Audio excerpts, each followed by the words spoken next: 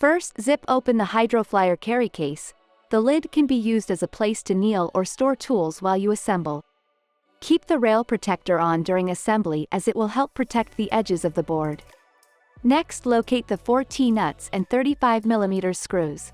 Turn the screws until they engage with the first couple threads on the T-nut and place 2 in each of the track mounts for the upper mast.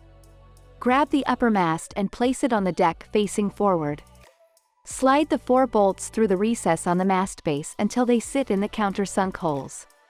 Tighten the bolts down with the large hex key. The upper mast can be adjusted to slide forward or backwards in the tracks. It's recommended to start in the middle and adjust to suit. Next, remove the 4 screws holding in the handlebar retainer at the top of the risers.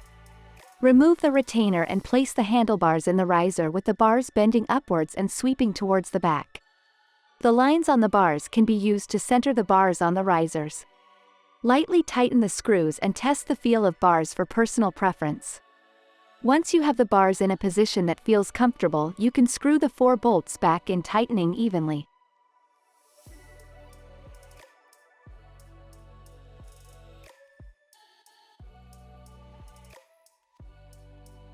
The height of the bars can also be adjusted by rotating the risers.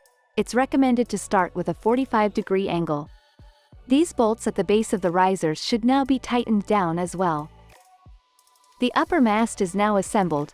Grab the board and flip over, resting the board on the handlebars and stern of the craft over the carry case.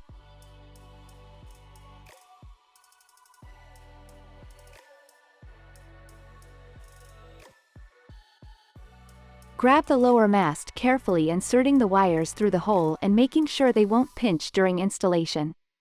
Hand tighten the 2 upper M8 screws first, as these will hold the mast in place while you assemble the rest. Tighten down the 4 screws evenly using the large hex tool. Next, push the fuselage into the front wing and hold them together by inserting and tightening an M6 retaining screw. Tighten with the small hex tool. You may need to push down firmly to get them to line up.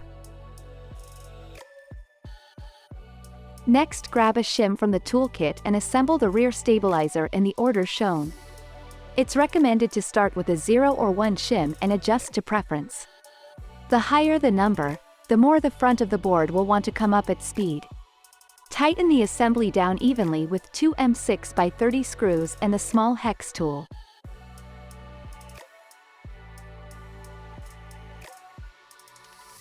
Take the whole assembly and place it on the lower mast. Tighten the fuse to the propeller guard using AM6x30 screw and the small hex tool. Do not over-tighten.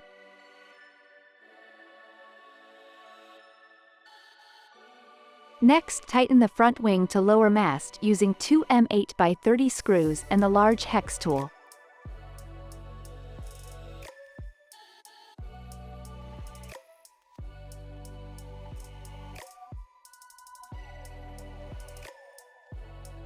The board is almost ready to use.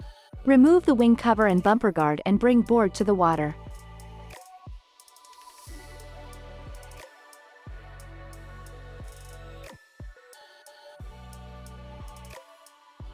Open the rear hatch and connect the 3-phase connectors from lower mast to the board. Match them by color and keyway with the release button facing upwards. Place the battery connectors and security strap out the way and carefully insert the battery inside the board using the strap and handle together. Connect the power cables to the battery and Velcro the security strap over top of the battery. Ensure the battery compartment gasket is clear of debris and close the lid by securing the latches. Slide the remote onto the handlebar mount and twist the latch to secure it. Attach the safety tether to the magnet.